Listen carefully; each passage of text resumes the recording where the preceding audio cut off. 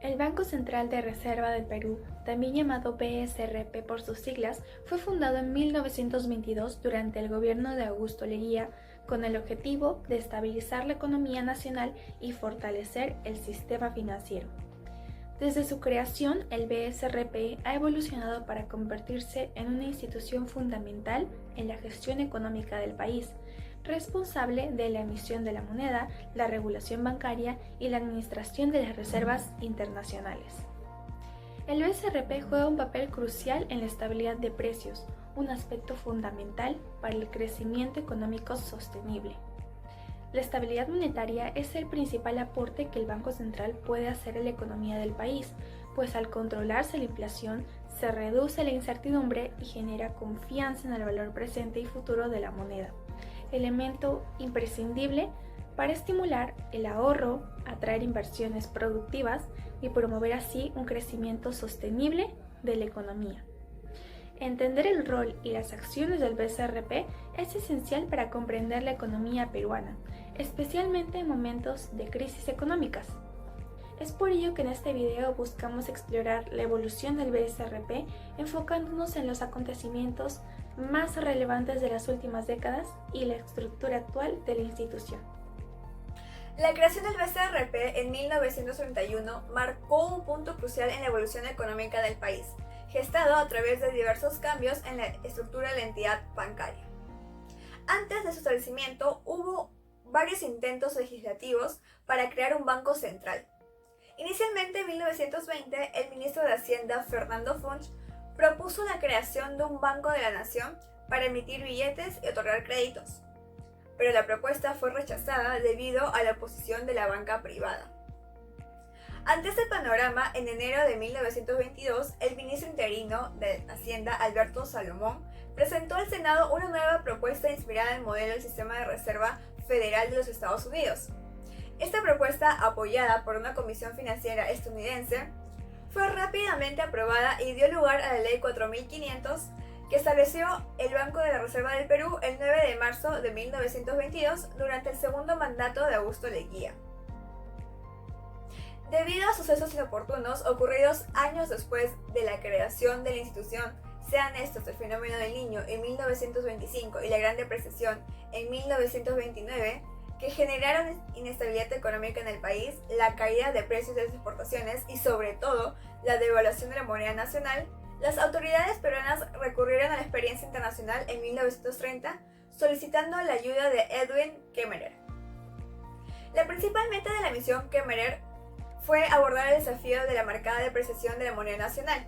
Es así como en abril de 1931 el profesor Kemmerer y su equipo de expertos finalizaron un conjunto de recomendaciones, una de las cuales proponía transformar el Banco de Reserva, la cual fue presentada al directorio el 18 de abril y aprobada el 28 de abril, dando lugar al establecimiento del Banco Central de Reserva del Perú, cuya función principal era preservar el valor de la moneda. Finalmente, con Manuel Augusto Olaechea elegido como primer presidente, se inauguró el BSRP el 3 de septiembre de 1931. Como primer hecho relevante, tenemos la crisis financiera global de 2008 a 2009. Esta crisis fue un evento de gran magnitud que impactó significativamente a la economía mundial. Su origen se remonta a la burbuja inmobiliaria en Estados Unidos, la cual colapsó debido a prácticas crediticias riesgosas y la proliferación de hipotecas de alto riesgo, las llamadas subprime. Aquello fue el resultado de que los bancos otorgaban hipotecas a personas de bajos recursos y que tenían mucho riesgo de impago. Cuando la burbuja inmobiliaria estalló y los precios de las viviendas cayeron, muchas personas dejaron de pagar sus hipotecas, lo que provocó enormes pérdidas para los bancos y bancos de inversión. Esto llevó al colapso de instituciones financieras importantes como el Lehman Brothers y una falta de confianza en el sistema bancario. Como resultado de ello, las bolsas se hundieron y los bancos dejaron de prestar dinero, lo que llevó a despidos masivos y cierre de empresas. En cuestión de pocos meses, la economía entró en una gran recesión y Estados Unidos dejó de comprar tantos bienes y servicios en el extranjero, lo que provocó que la recesión se extendiese por todo el mundo, incluyendo al Perú. De esta manera, el sistema financiero y de crédito estaba totalmente detenido. es decir, no era posible pedir ni dar créditos, lo que provocaba que sin flujos de caja cualquier empresa fuera incapaz de realizar inversiones o hacer frente a pagos. El PBI mundial sufrió un retroceso de 0.1% y 3.4% en países desarrollados, el más grave desde la Segunda Guerra Mundial. Si bien es cierto, esta crisis afectó a todos los países del mundo, el nivel de impacto que tuvo en el Perú fue menor a comparación de otros países. Esto gracias a las acciones del Banco Central de Reserva del Perú.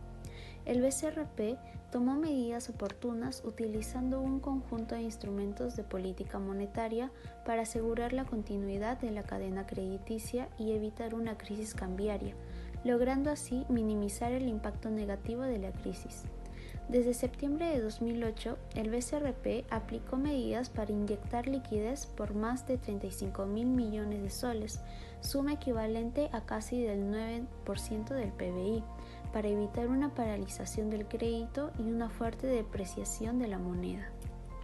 También se redujeron las tasas de encaje, se implementaron nuevos mecanismos de inyección de liquidez como las repos a plazo de hasta un año, swaps de monedas, que son un tipo de derivado de divisas en el cual dos partes acuerdan hacer intercambios de flujos denominados en dos monedas distintas, independientemente de los valores que pueda tomar el tipo de cambio mientras dure el contrato, por lo que al recibir el banco comercial dólares y pagar soles, elimina el riesgo cambiario de depreciación.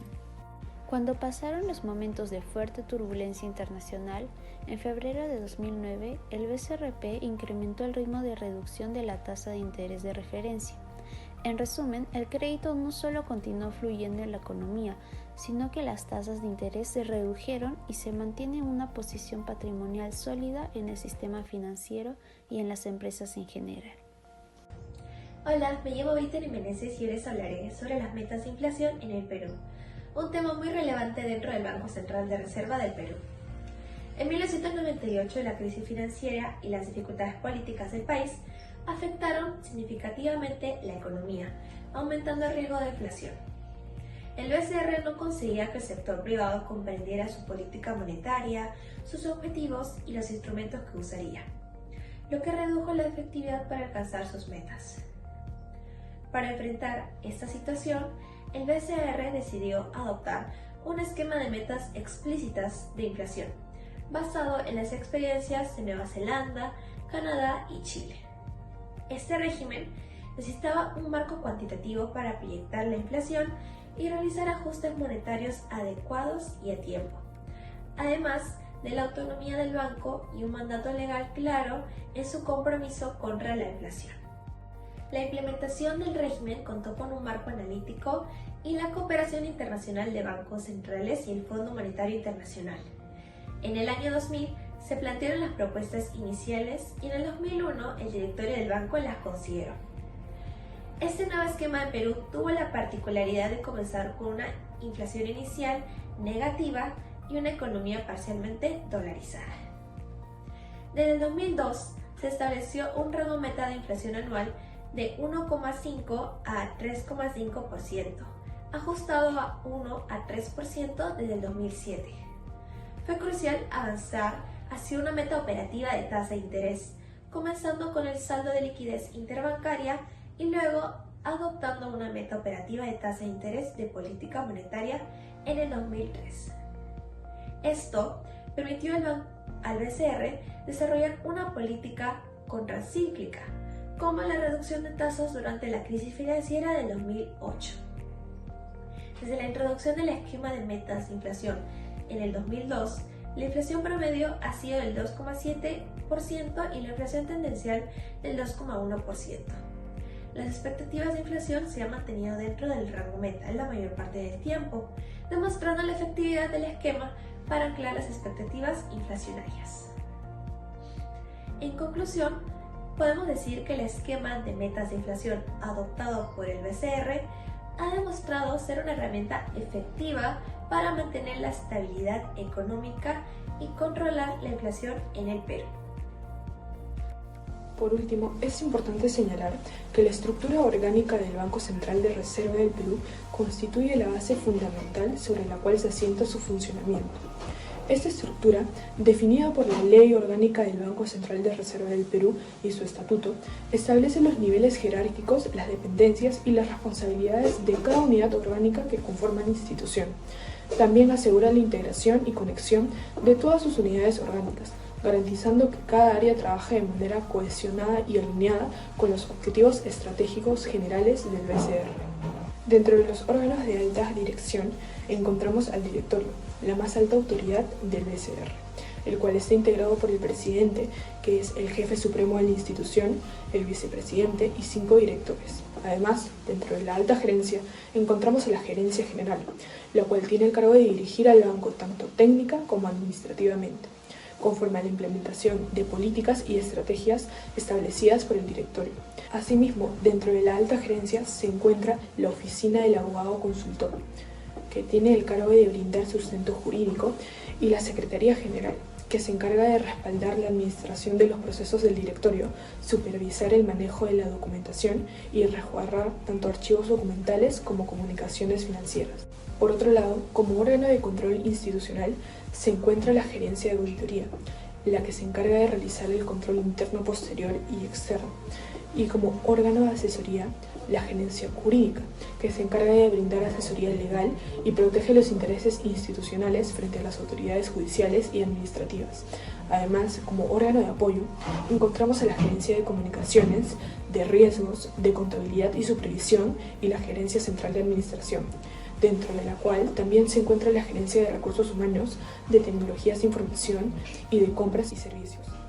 Por último, como órgano de línea se encuentra la Gerencia Central de Estudios Económicos, la cual también está integrada por la Gerencia de Información y Análisis Económico, de Política Monetaria y de Política Económica.